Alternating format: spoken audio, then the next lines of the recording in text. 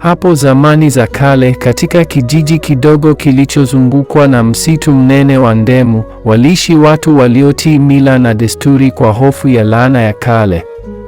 Kijiji hicho kilikuwa na sheria isiyopingika: usiingie msitu wa Ndemu baada ya saa 1 usiku. Lakini kijana mmoja aitwaye Juma, aliyekuwa na shauku ya siri zilizofichwa, hakutii onyo hilo. Alikuwa akisikia hadithi kuwa ndani ya msitu huo kuna nyumba ya mtu asiyeonekana ambaye huchukua nafsi za wavamizi na kuzihifadhi kwenye vioo vya kale vilivyohifadhiwa kwenye chumba cha giza. Usiku mmoja wa mwezi mpevu, Juma alichukua tochi yake na kuingia msituni. Kulikuwa na ukimya mzito, upepo ukipuliza kwa sauti kama ya mtu aliyelala akigongelewa kwenye usingizi wa mauti. Alitembea hadi alipokuta nyumba ya udongo yenye paa la nyasi na mlango uliofungwa kwa minyororo ya chuma, lakini ukiwa wazi kidogo kama ulikuwa ukimsubiri. Alipoingia, vioo vya kale vilining'inia ukutani, kila kimoja kikiwa na sura ya mtu aliyepotea. Alipotazama moja kwa makini, aliona uso wa rafiki yake wa utotoni, Kasim, aliyepotea miaka 5 iliyopita. Ghafla, mlango ulijifunga kwa kishindo. Tochi ilizimika. Vioo vikaanza kunung'unika kwa sauti za vilio. Kisha sauti ya mtu mzee wa kike ilisikika ikisema, "Karibu Juma, tumekusubiri." Siku iliyofuata, watu wa kijiji walikuta viatu vya Juma kwenye mpaka wa msitu. Mwili wake haukuwahi kupatikana. Lakini kila usiku wa mwezi mpevu, ikiwa utathubutu kupita karibu na msitu wa Ndemu, utaona mwanga hafifu kutoka ndani ya msitu na kusikia sauti ya kijana akipiga kelele, "Naomba niende nyumbani." Baada ya kupotea kwa Juma, kijiji kilitumbukia kwenye hofu kuu.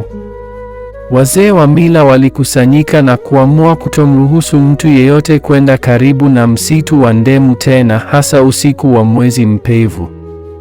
Lakini dada yake Juma, aitwaye Asha, hakuweza kukubaliana na kilichotokea. Alikuwa na ndoto za ajabu usiku baada ya usiku, ndoto ambazo zilimpeleka moja kwa moja ndani ya ile nyumba ya vioo. Kila mara alisikia sauti ya Juma akimwita, "Nisaidie Asha, nisaidie." Asha alijua alikuwa na uhusiano wa kipekee na ndugu yake, uhusiano wa kiroho waliourithi kutoka kwa bibi yao aliyekuwa mganga maarufu kijijini. Aliamua kujitosa ndani ya msitu, lakini si kwa pupa kama Juma. Alijiandaa kwa dawa za kinga, hirizi za bibi yao na mshumaa mwekundu aliambiwa hautakiwi uzimwe hata. Usiku ulipofika, Asha aliingia msituni akiwa na moyo wa chuma. Wanyama walikimbia mbele yake kana kwamba walikuwa wakikimbia kivuli kisichoonekana. Alipofika kwenye nyumba ile ile ya udongo, mlango ulikuwa umefungwa kabisa. Lakini alipochoma mlango kwa mshumaa wake mwekundu, ulijifungua polepole kwa mlio wa huzuni. Ndani vioo viliendelea kuning'inia, lakini sasa vilionekana kama vilihema. Kimoja kikamwonyesha Juma akiwa amekaa gizani, macho yake yakiwa mekundu. Alionekana kujaribu kusema kitu, lakini sauti yake ilififia. Asha alichukua dawa ya bibi yake, akaitupa juu ya kioo hicho, na ghafla giza lililipuka ndani ya nyumba. Kisha sauti ile ya mzee mwanamke ikarudi, lakini sasa ililia kwa uchungu, "Huyu si wa kawaida. Huyu anabeba damu ya yule tuliyemwogopa." Asha alijua hakuwa peke yake. Alikuwa amegusa chanzo cha laana hiyo. Ghafla nyumba nzima ikaanza kutikisika, vioo vikapasuka kimoja baada ya kingine, kelele za maelfu ya nafsi zikiwa huru. Lakini kabla hajamtoa Juma, nyumba ilianza kuzama ardhini taratibu, kama inamezwa na ardhi yenyewe. Asha alilazimika kuchagua, kubaki kuokoa Juma au kutoroka kabla hajazama milele. Asha hakutaka kuondoka bila Juma.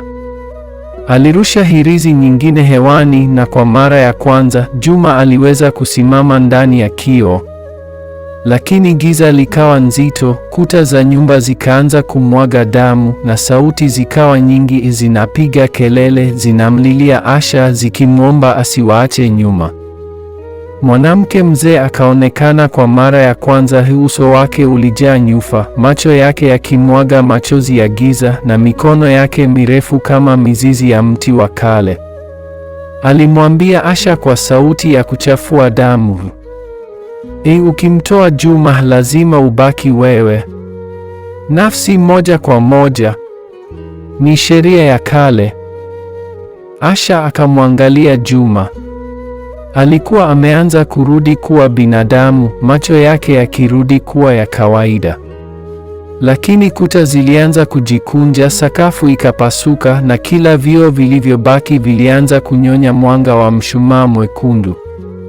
Bila kusita, Asha akamsukuma Juma nje ya kioo na kwa nguvu ya mwisho akampatia hirizi ya mwisho. Kimbia, usiangalie nyuma. Juma akatoroka, lakini alipogeuka kwa sekunde moja tu, nyumba ilikuwa imetoweka kabisa. Hakukuwa na nyumba, hakuna msitu, hakuna Asha. Lakini kila usiku wa mwezi mpevu, kwenye kioo cha chumbani kwa Juma, uso wa Asha hujitokeza kwa sekunde chache, macho yake yakimulika kwa rangi ya mshumaa mwekundu, akisema kwa sauti isiyo yake, na mimi nitakutoka. Si leo, lakini siku moja.